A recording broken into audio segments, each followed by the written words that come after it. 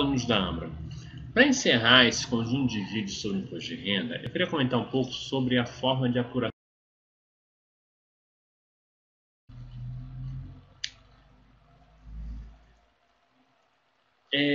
Nós temos dois conceitos importantes quando fala-se de lançamento: o ano base e o ano apuração, ou ano exercício. Né?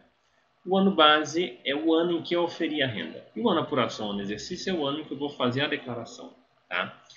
Há vários tipos de lançamentos do imposto de renda. Imposto de renda imposto sobre a renda na fonte por antecipação, imposto sobre a renda na fonte exclusiva, imposto sobre a renda por alíquota fixa, recolhimento mensal obrigatório, complementação anual obrigatória, recolhimento complementar facultativo. Tá? O imposto de renda na fonte por antecipação ou imposto de renda na fonte exclusiva é quando o imposto de renda é apurado e recolhido na folha de pagamento, ou seja, eu já recebo o meu imposto, o meu salário descontado no imposto de renda. Empresas, em geral, têm essa incumbência do Estado. Normalmente você já recebe os contas de renda já com desconto do imposto de renda. Tá? Então, a pessoa jurídica é um substituto, neste caso, do contribuinte. O contribuinte, a pessoa física é o contribuinte de fato. A PJ está apenas exercendo uma função pública. Claro, se ele retiver imposto de renda e não repassar para o Estado, é crime com direito à prisão. E se ele não recolher o imposto de renda, ele também pode ser punido. Nos dois casos, ele vai ter que arcar com o imposto de renda que ele ou recolheu e não repassou, ou que ele não recolheu. Tá? Veja, o ato em si, enquanto a pessoa está ali fazendo o recolhimento, ele não é responsável. Tá? A pessoa jurídica, ela tem uma função administrativa com a União. Tá? Agora, claro, se ele não fizer corretamente, ele pode ser punido e ter que pagar o imposto de renda. Notadamente, se ele recolheu e não fez o repasse. Segundo Aires Barreto, na sistemática da retenção da fonte, coexistem duas normas jurídicas e, por conseguinte, duas relações jurídicas distintas. Uma de cunho tributário, que se instala entre o contribuinte, pessoa física ou jurídica que ofere renda, e a União, se faz por representar pelo substituto. A outra é de cunho administrativo, que vincula o substituto à União, por meio do qual o substituto fica obrigado a entregar aos cofres públicos os recursos retidos do contribuinte. Então, é uma atividade administrativa das empresas. Tá? O artigo 722 diz o seguinte: a fonte pagadora fica obrigada ao recolhimento do imposto, ainda que não tenha retido. Tá? Então, mesmo que a empresa, sei lá, ela passou por... que é uma outra situação, ela passa para o contribuinte, todo o dinheiro esquece de fazer o desconto. Não interessa, ela vai ser obrigada a pagar. Que era a função dela recolher. São solidariamente responsáveis com o sujeito passivo os acionistas, controladores, os diretores, gerentes ou representantes de pessoas jurídicas de direito privado pelos créditos decorrentes do não recolhimento de imposto descontado na fonte. Então veja, a situação aqui de atividade solitária. A empresa ela passa a responder junto com o seu funcionário pelo não recolhimento ou pelo não repasse. Tá? O caso não repasse é um pouco mais delicado, aí só a empresa ficaria.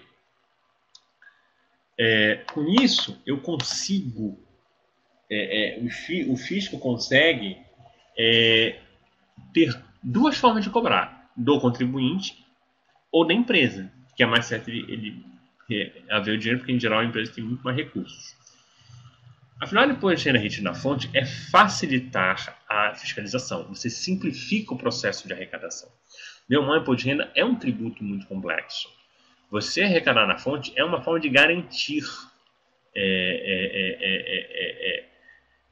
um recurso desse imposto ao longo dos meses, né? Sem necessidade de tudo entrar no final do ano, lá em abril, maio, quando há o ajuste. E é justamente o ajuste que eu quero comentar agora.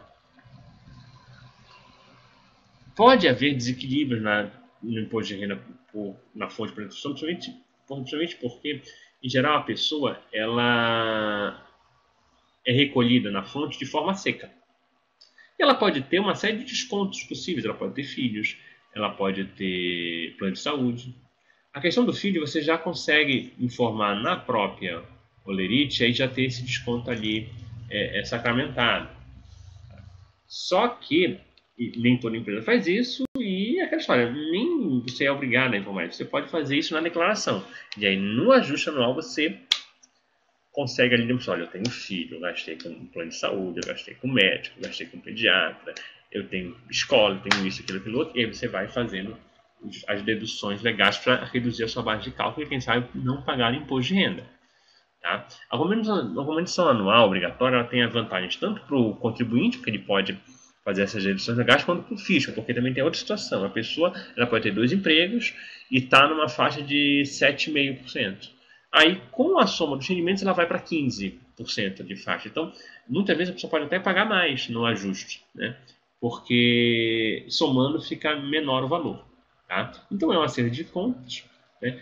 Eu mostro os meus ganhos, meus gastos e faço minhas deduções de forma que eu consiga deixar para o fisco claro como foi a minha vida fiscal. Bom, há 2 tipos de formulários. Né? O simplificado, onde um desconto presumido de 20% em cima da base de cálculo, ou seja, eu digo quanto eu ganhei durante o ano, desconta 20%, aquela é a minha base de cálculo. E a completa, onde eu desconto contribuição previdenciária, contribuição à previdência privada, segundo desconto do contribuinte, claro, dependentes, despesas médicas, pensão alimentícia, despesas de educação, contribuinte, livro caixa.